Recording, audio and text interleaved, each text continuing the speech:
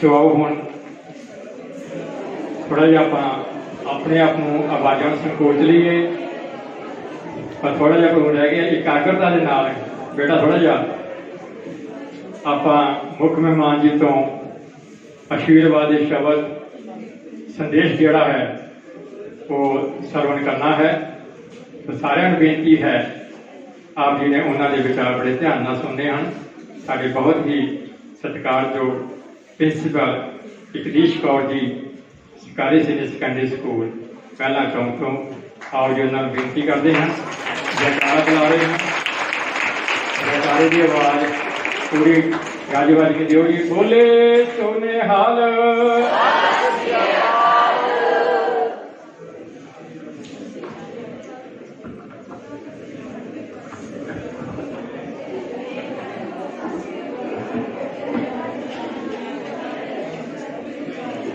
श्री गुरु गोबिंद सिंह जी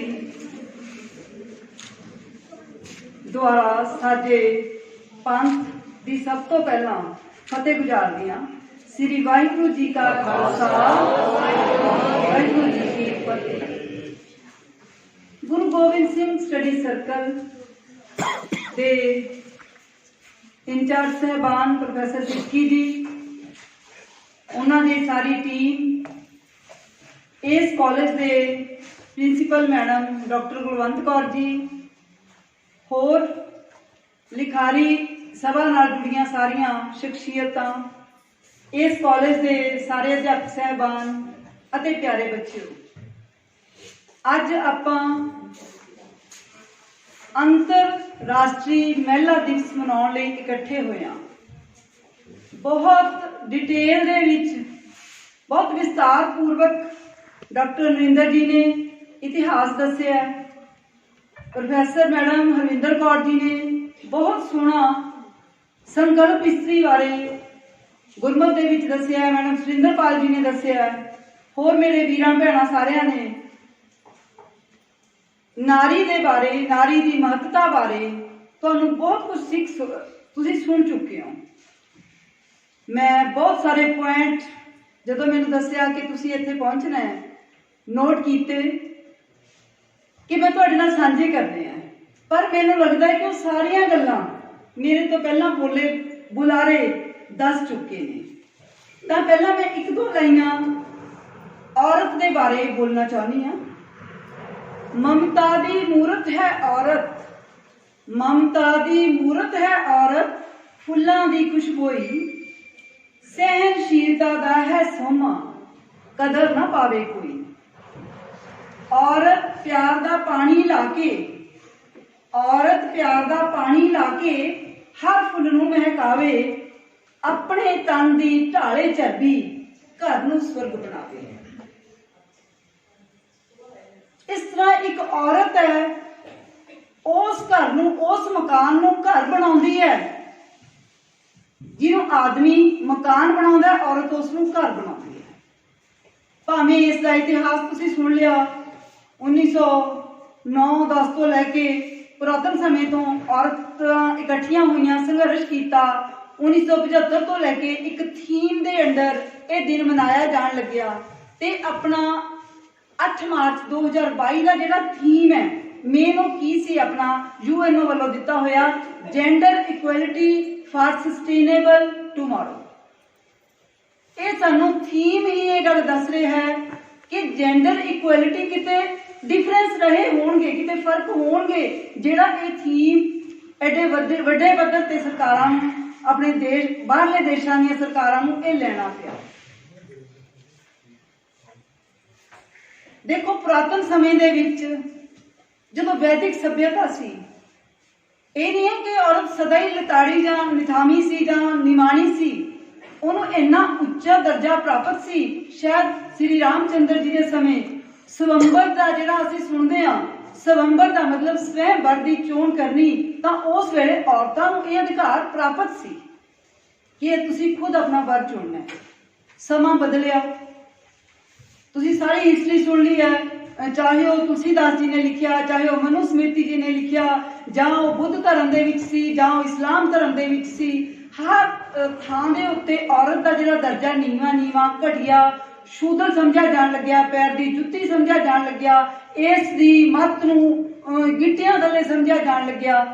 तां फिर औरतां जागरूक होईयां, अपने हक्कां प्रति सुचेत होईयां। अज दे समय च औरत पढ़ लिखी है, सुचेत है, पर मेरे तो पहला बोले मेरे भाभी भी हैं मैडम सुरिंदरपाल ने बहुत डिटेल दे विच दस्सिया कि गुरमत दे विच गुरु साहब ने औरत का दर्जा किवें उच्चा चुकिया। उस तो बाद गुरु साहिबान दे नाल गुरु भगतां ने उन्हां दे समय जो होर सिख विद्वान उन्हां ने औरत का दर्जा उच्चा चुकण लई की यतन कीते।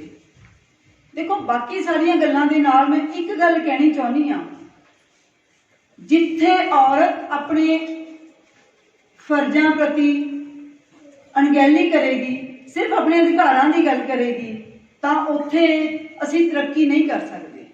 गुरु साहिबान ने इस समाज दे विच जिथे औरत नूं उच्चा चुकिया, उत्थे नाल नाल जिवें पहलां भी गल हुई है, मर्दां नूं अपने मेल समाज नूं सेध देण लई भाई गुरदास जी ने की कहा, देख पराइयां चंगियां मावां धीआं भैणां जान, एका नारी जती होई।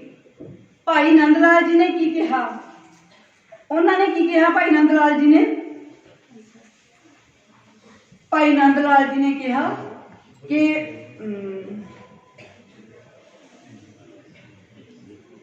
पर बेटी को बेटी जाने, पर स्त्री को मात समान।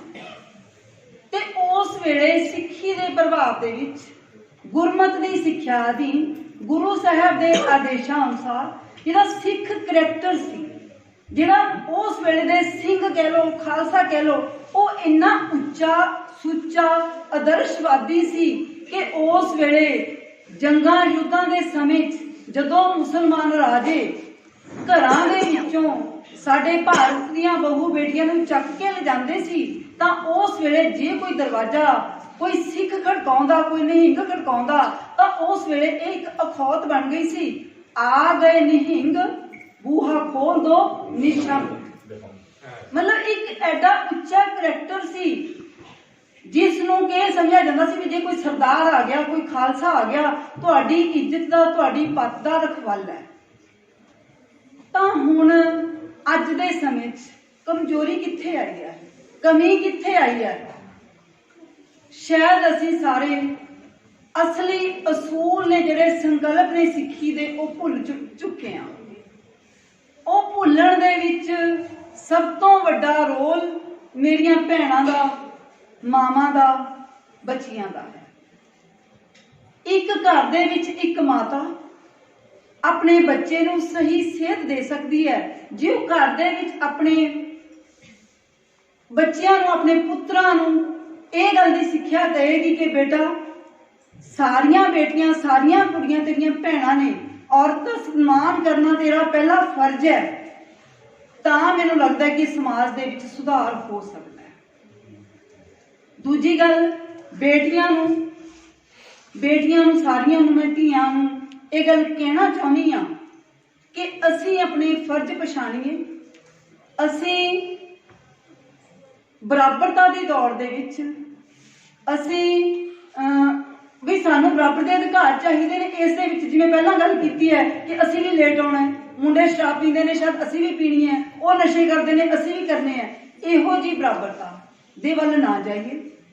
ਤੇ ਅੱਜ ਦਾ ਜਿਹੜਾ ਪਦਾਰਥਵਾਦੀ ਯੁੱਗ ਹੈ, ਜਿਹਦੇ ਵਿੱਚ ਮੁੱਖ ਤੌਰ ਤੇ ਹਰ ਮਨੁੱਖ ਦੀ ਜਿਹੜੀ ਸੋਚ ਬਣ ਚੁੱਕੀ ਹੈ ਉਹ ਸਿਰਫ ਪਦਾਰਥਵਾਦੀ ਹੈ, ਪੈਸਾ ਕਮਾਉਣਾ ਹੈ, ਚਾਹੇ ਉਹ ਕੋਈ ਵੱਡਾ ਦੇਸ਼ ਹੈ ਜਾਂ ਕੋਈ ਵੱਡੀ ਕੰਪਨੀ ਹੈ।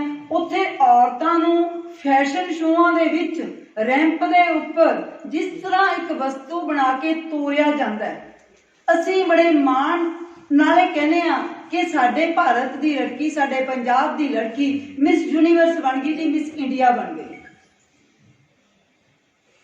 ਤੇ ਅੱਜ ਬੇਟੀਆਂ ਨੂੰ ਕੀ ਚਾਹੀਦਾ? ਤਾਂ ਇਸ ਤਰ੍ਹਾਂ ਦੇ ਨੰਗੇਜ਼ ਵਾਲੇ ਪਹਿਰਾਵਿਆਂ ਦੇ ਵਿੱਚ ਮੁਕਾਬਲੇ ਲੈਣ ਦੀ ਥਾਂ ਆਪਣੇ ਅੰਦਰ ਇਹੋ ਜਿਹੇ ਗੁਣ ਭਰ ਕੇ अपने देखो शरीर की जिहड़ी बनतर है वो परमात्मा की देन है। शरीर की सुंदरता के पिछे अज मेरियां बेटियां पईयां हुईयां ने।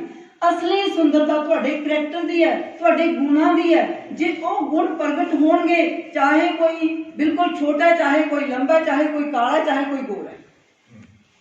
देखो अपन नूं पता है कि पाकिस्तान की मलाला ने किस तरह आवाज उठाई, किस तरह उसकी सारी दुनिया दे विच उसदे कहे हुए शब्दों को एक कोटेशन वांगू वरतिया जान लग्या।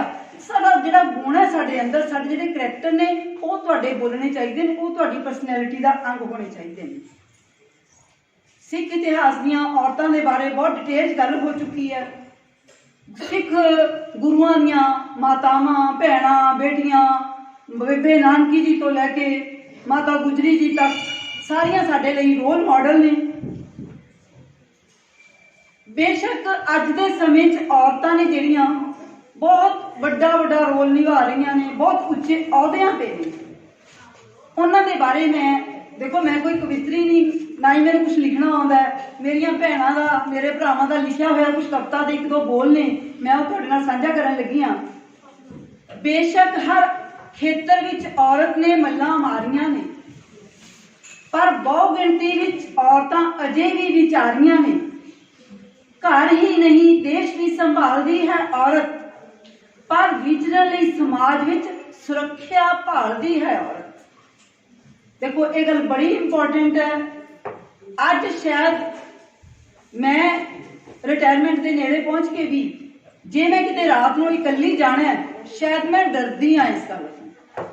और हर औरत, हर लड़की डरती है। ये डर क्यों है? क्योंकि साडे समाज दे विच जिहड़ी साडे मनुखां दी मानसिकता है, उन्होंने शायद इस गल का ज्ञान नहीं है।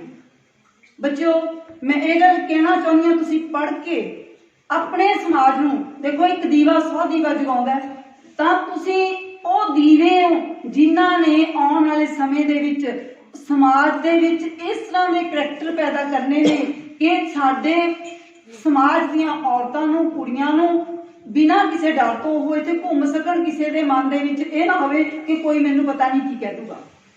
तां इस करके हर कदम ते झलदियां वो दुश्वारियां ने।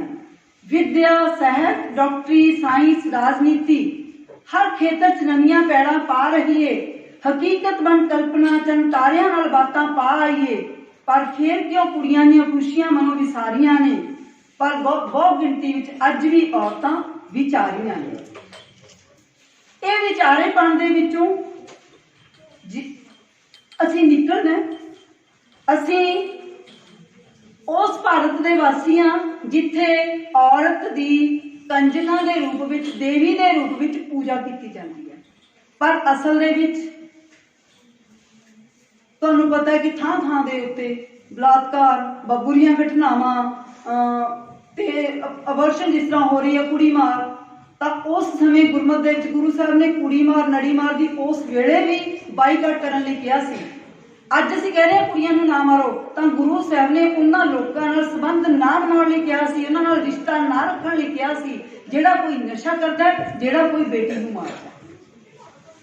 तां मैं अज दीयां धीआं नूं एक प्रेरणा वही दो बोल होर कहना चाहुंदी हां। प्रोफैसर नव संगीत सिंह दीआं लिखियां होईयां कविता दीआं लाइनां ने।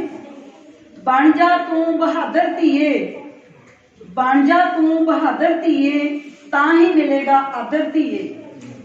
तिल तिल करके मरना छड्ड दे, पैर अणख दी चादर धीए।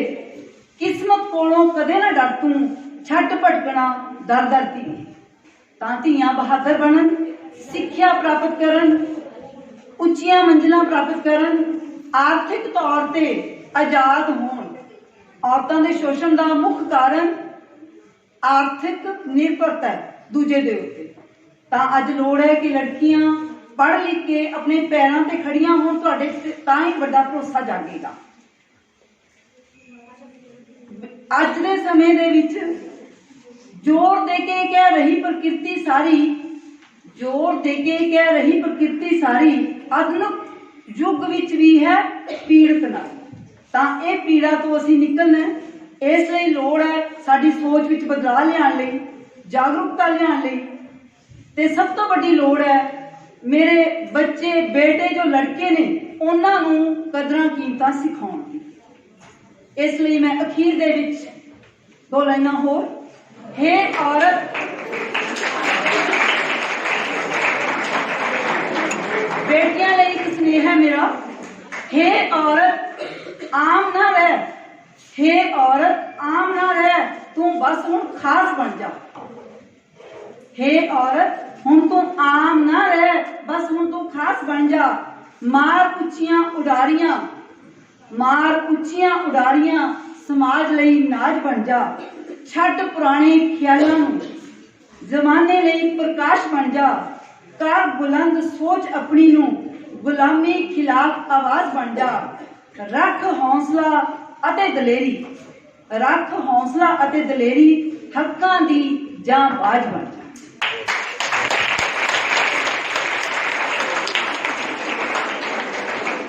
अंत में फिर इस औरत दिवस के उत्ते सारियां बेटियां नू, सुन रहे सारे श्रोता जन नू इक्को ही मेरी बेनती है, गुजारिश है, आपां अपने घरां तो शुरू करिए। अपने मुंडियां नू, बेटियां नू भी सिक्ख्या दईए, मॉरल वैल्यूज सिखाइए, नैतिक कदरां कीमतां सिखाइए कि हर औरत, हर लड़की, धी भैन सत्कारयोग है। असी देखो गुरबाणी दे विच एक होर मैं तुहानूं गल साझी करनी चाहां कि जिहड़ा मनुखा जन्म है इस दे विच बेटा पशु पंछी कुदरत, मैं वैसे क्लास दे विच भी बच्चों नाल गल साझी कर लेनी हुंदी आ। सारी प्रकृति अगे वध रही है। जिन्नी प्रकृति अज जिउंदी है 10 दिनां बाद, 10 सालां बाद, 20 सालां बाद सब बदल जाती है।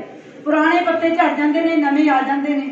जिन्ने असीं अज बैठे हाँ, आने वाले 100 साल बाद शायद धरती के उपर कोई नहीं होएगा, सारी प्रकृति नवी होएगी, सारे मनुख नवे होणगे।